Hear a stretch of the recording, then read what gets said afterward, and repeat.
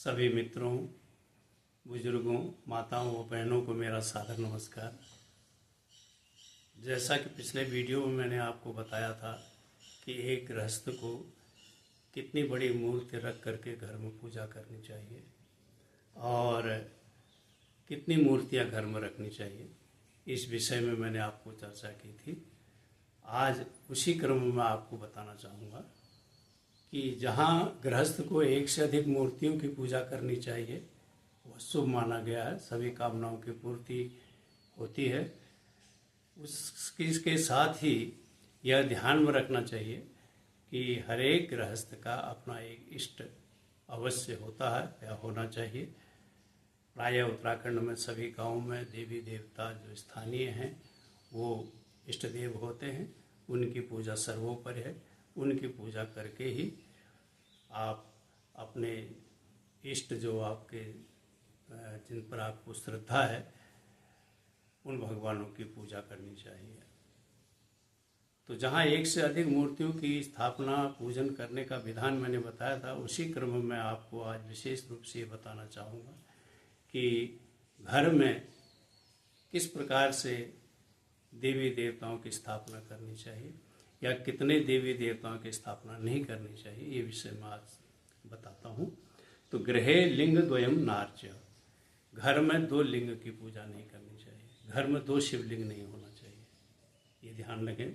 मूर्तियों की स्थापना करते समय शालग्राम द्वयम तथा, और दो शालग्रामों की पूजा भी घर में नहीं करनी चाहिए, इस बात का ध्यान रखेंगे।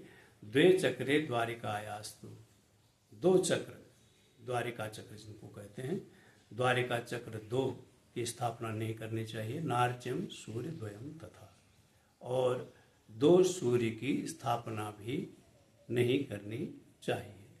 शक्ति त्रयम नार तथा नार्च, तीन शक्तियों की पूजा भी, तीन शक्तियों की उपासना भी एक साथ नहीं करनी चाहिए, तीन देवियों की स्थापना भी एक साथ नहीं करनी चाहिए।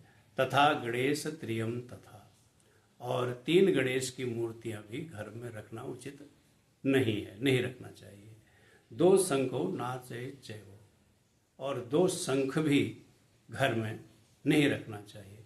भग्नाम प्रतिमाम तथा, और जो टूटी हुई खंडित मूर्ति हैं उसको भी घर में नहीं रखनी चाहिए। नार्चय तथा मत्स्य कूर्मादि दशकम तथा, घर में जो है मत्स्य वराह कूर्म ऐसे जो भगवान के अवतार हैं उन अवतारों की पूजा भी प्रशस्त नहीं कही गई, उनकी पूजा भी घर में उचित नहीं है एक गृहस्थ के घर में।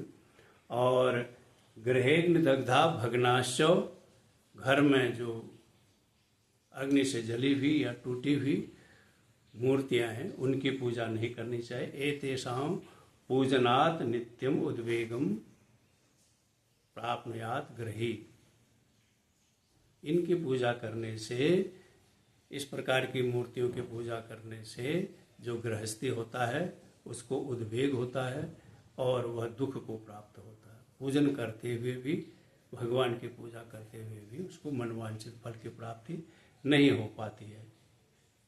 इसी क्रम में शालग्राम के लिए विशेष रूप से बात कही गई है कि शालग्राम समाह पूज्य, शालग्राम जो है वो सम रूप में, माने 2, 4, 6, 8, 10 इतनी संख्या में शालग्राम की पूजा होनी चाहिए।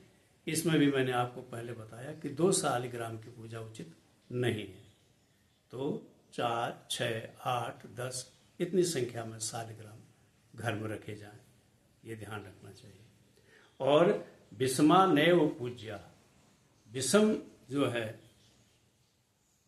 जो 1, 3, 5, 7 ये विषम संख्या कहलाती है, इनमें भी भगवान की पूजा शालग्राम घर में नहीं रखे जाने चाहिए। इसमें भी एक ध्यान रखना है कि एक शालग्राम की पूजा प्रशस्त कही गई है कि घर में एक शालग्राम की पूजा करनी चाहिए या की जा सकती है। तो इस प्रकार एक, उसके बाद 2 शालग्राम नहीं होना चाहिए, 3 नहीं होना चाहिए, 4, तो 1, 4, 6, 8, 10 इतनी संख्या में शालग्राम घर में रख करके शालिग्राम की पूजा करनी चाहिए, जिससे मनुष्य को अच्छे फल की प्राप्ति होती है। जहाँ तक भग्न, टूटी हुई, खंडित मूर्तियों के विषय की बात है, अन्य मूर्तियों की पूजा नहीं करनी चाहिए। लेकिन यदि शालिग्राम शिला टूट गई है, भग्न हो गई है, खंडित हो गई है, तो उसकी पूजा की जा सकती है। उसकी पूजा करने से भी मनुष्य को मनवांछित फल की प्राप्ति हो जाती है। लेकिन यह है कि इसके स्थान पर जब अवसर मिले तो अच्छे शालिग्राम शिला को रख करके उसका पूजन आरंभ करना चाहिए। तो शालिग्राम शिला का विसर्जन और प्रतिष्ठा नहीं होती है, वह स्वयं प्रतिष्ठित होते हैं और उनका विसर्जन घर में नहीं किया जाता है। तो पूजा करते समय, मूर्तियों की स्थापना करते समय इन बातों का ध्यान रखेंगे।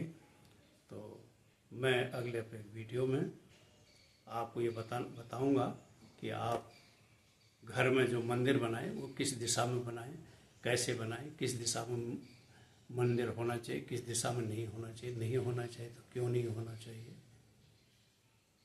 किस प्रकार से मंदिर स्थापना से हमें मनवांछित फल की प्राप्ति होती है। तो इसके लिए आवश्यक है कि आप लोग मेरा ये वीडियो निरंतर देखते रहें, मुझसे जुड़े रहें और सब्सक्राइब करके मुझे सहयोग देते रहें और अपना सुझाव आप लोग मुझे दें। हो सकता है कि आपके सुझावों को या आपके प्रश्नों का समाधान मैं इस समय न कर पाऊँ, लेकिन आने वाले वीडियोज में आपकी सारी शंकाओं का मैं समाधान करूँगा। धन्यवाद।